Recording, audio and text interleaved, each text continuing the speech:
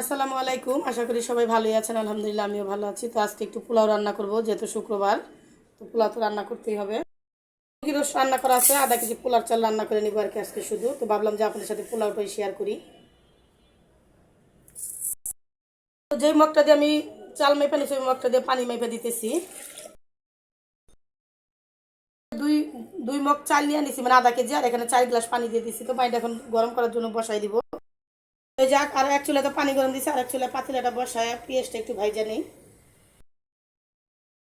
পেঁয়াজ, এখানে লবঙ্গ গোলমরিচ সবই নিয়ে নিছি, দিয়ে দিচ্ছি। এগুলো একটু ভাজা হোক, আমি এই ফাঁকে চালটা ধুয়ে নিই। যে পানি দিয়ে চালগুলো ধুয়ে নিই। পেঁয়াজটা তো ভাজা হয়েছে, খুব বেশি ভাজবো না। আমি চালটা অনেকবার 3-4 বার ধুয়ে নিছি। এখানে মোজাম্মেলের পোলার চাল নিয়ে নিছি। আপনারা চাইলে যে কোনো পোলার চাল নিতে পারবেন। এই চালটা দিয়ে দিচ্ছি, ভালো করে চালটাকে ভাজা নিতে হবে। চালেও পানি আছে, আদাতে একটু পানি আছে, দিয়ে দিলাম। তো এটা এখন ভালো করে ভাজা নিব, দুইটা মিলায়া। বেশি সময় না ভাজা নিই। তো প্রায় ভাজা হয়ে গেছে। কয়টা কিশমিশ দিয়ে দিলাম, 4-5টা কাঁচামরিচ। এখন পানি দিয়ে দিব।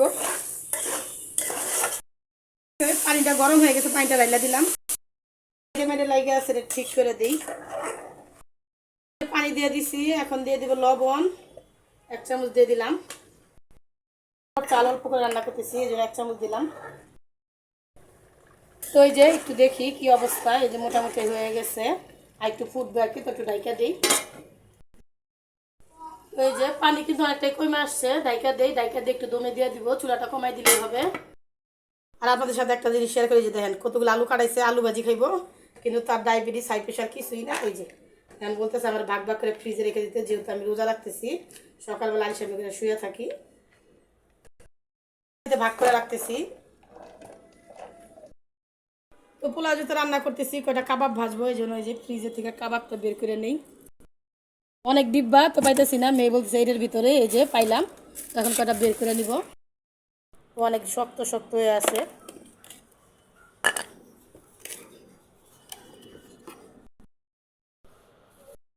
এই যে 6টা কাবাব বের করে নিলাম। আমি বানায় রাখছি বেশি করে, যখন লাগে 2-4টা করে বের করি আর কি। তো চা একটু পোলাওটা একটু লাড়া দিয়ে দেই, যেহেতু দিক দিয়ে ঘুরে ফিরে আসলাম আর কি। তো এই যে আরেকটু ফুটবে, মানে আরেকটু মুলাম হবে। তো দেখি কি অবস্থা। ফাইনালি কিন্তু এই যে পোলাওটা হয়ে গেছে। দেখেন একটা ঝরঝরা হয়েছে, অনেক সুন্দর কিন্তু হয়েছে। নিজেরটা নিজে প্রশংসা করি। তো এখানে তার একটু কাজ আছে, একটু বেরেস্তা দিয়ে দিব। অল্প পরিমাণ বেরেস্তা নিয়ে নিছি, বেরেস্তাটা দিয়ে দিই, একটু দিলে সুন্দর লাগে আর কি। যদি আমার ছেলে মেয়ে অত খাইতে চায় না, তারপর দিয়ে দিলাম। তো ভিডিওটা যদি ভালো লাগে অবশ্যই শেয়ার করে দিবেন, লাইক কমেন্টস করবেন আপনাদের বোন হিসাবে। সবাই ভালো থাকবেন, আল্লাহ হাফেজ।